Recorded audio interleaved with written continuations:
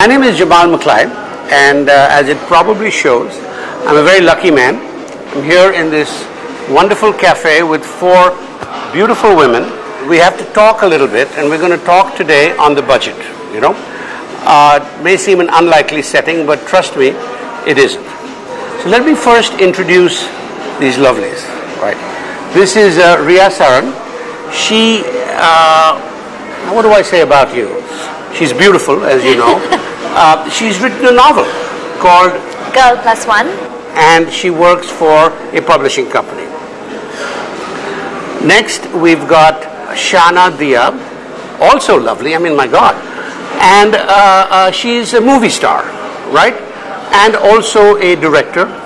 Producer. Yeah. She's produced, what's the film you've just West produced? is West. Which is a sequel to that lovely thing, East yeah, is East with Om Puri. Om Puri. And we have Beenu Bawa, who's in a sense our hostess today. She is the marketing director for Good Earth, and we're in the this glorious cafe called the Tasting Room.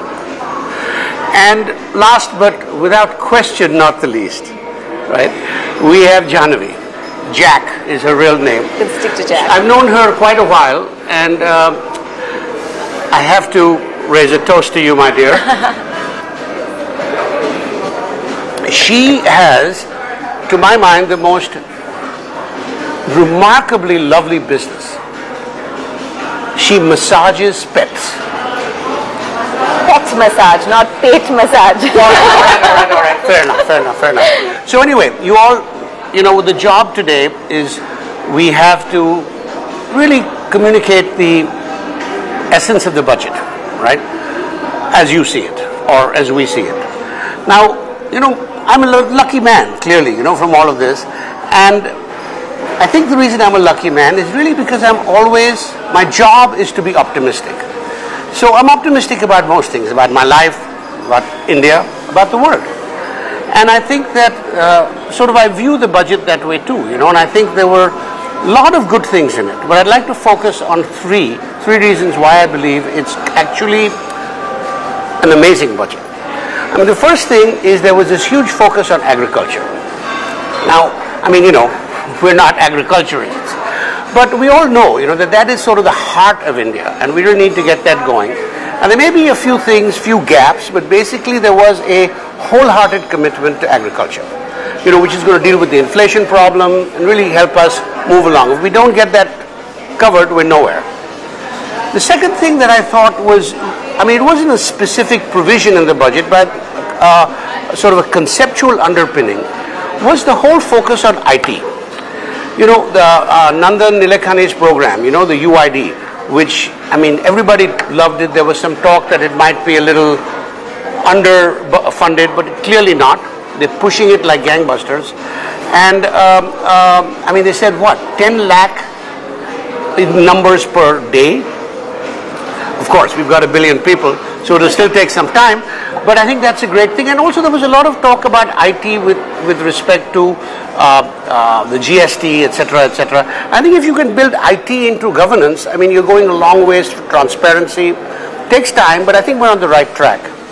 And the last thing I thought was really great was, again, it wasn't really in the budget, but, you know, as we all know, the last 4 or 5 days before the budget, well, for months before the budget, the country was in a mess. I mean, everybody was miserable, pissed off, corruption, nothing was happening.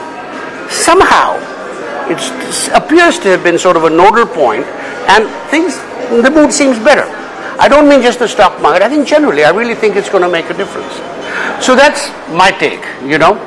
So, I don't know, let's get what you think. Jack, you want to begin? Yeah, I'm not as optimistic as the budget. I'm a realist. So lovely, though. All right. But I think I'm a realist. I mean, the budget, firstly, I think doesn't affect me as much. I mean, if it wasn't for being here today, I don't think I would have given it as much, you know, of a look as I would have normally. But having said that, I feel that the problem lies in the implementation. So it's all very well to be number crunching. But at the end of the day, I think the frustration lies with the average Indian that things don't get implemented. Agriculture outlays fine, but we need to be looking at agriculture because in the year 2050, there's going to be there are going to be food shortages. There's going to be hunger in the world, and not just in India, but in the world. So yes, should we be looking at agriculture? Yes. What I have a problem with is ad hoc reservations. You know, it's almost like people wanting to cleanse their conscience. Maybe I'm being a bit of a cynic here, but I mean, this is the way that I feel about it. I actually agree with you on two counts. One is, you know, I do feel politically irrelevant often. Yeah. So if it wasn't for today, I might not have taken as close a look at the budget as I did today. And I'm really thankful for the opportunity to you for helping me do that, because, you know, I might feel politically irrelevant, but it is my responsibility to become relevant. So I do appreciate that. The other thing I would say is, when you're talking about ad hoc reservations, I do think that it is not just cleansing of conscience, but it is also a political tool. The budget is, right?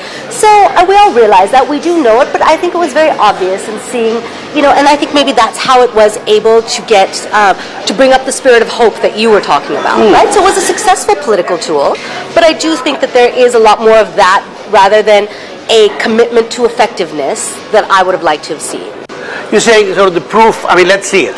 That's right. The proof is definitely in the pudding. Yeah. I also think the budget was, you know, quite, I think, positive in many regards. It, you know, education increasing by, you know, some 24%. So there are definite, you know, everything's going in the right direction for growth. But we do have problems with inflation and corruption, which are two things that were touched upon. But I don't know how effective all the methods are actually going to be. We have to see what actually happens. Rhea, you feel with them? I do. And I think a lot of what makes us as cynical as we are sounding now is this whole lack of accountability. Almost it seems like still, and perhaps what you touched upon, saying the push towards IT will help overcome that, you know, because once we can start seeing things better, maybe we'd feel a little bit less like things aren't. Yeah, see, you know, I think the truth is, you know, I mean, we are all very privileged, you know, so in a way, the budget isn't speaking to us specifically. It's speaking to India, and India, you know, per capita is much, much below where we are. And I don't know, maybe I'm wrong, maybe I'm just trying to be optimistic, but I think that if you were to talk to people at, you know, your driver's son, you know, or whatever, I mean, I think you will see the same shared excitement, same hope that I'm talking about. So I think that at lower levels, while, you know, let's face it, I mean, their lives are our lives are easy, you know, and the corruption, etc., affects us much less. It affects them much more. But I think they're seeing the movement, you know, which, you know, like one of the points, you know, the whole world talks about infrastructure, right? And infrastructure, I mean, my God, it's a mess. But, you know, I don't know if I mentioned this to you earlier, like, you know, in Thailand, 15 years ago, 12 years ago, I was in Bangkok. They said, take you 4 hours to get to the airport. I almost missed a flight because I didn't believe them, you know. Now it takes, you know, normal, hour and a half. So, you know, when things start to change, you know, the easy things happen. Everybody can get a loan, get a car. Building the roads, that takes time, of course. It is all ultimately, it seems to me, really the basic thing that you all are all saying, and I have to agree with that, is it is accountability, delivery, and that distills to the big political corruption.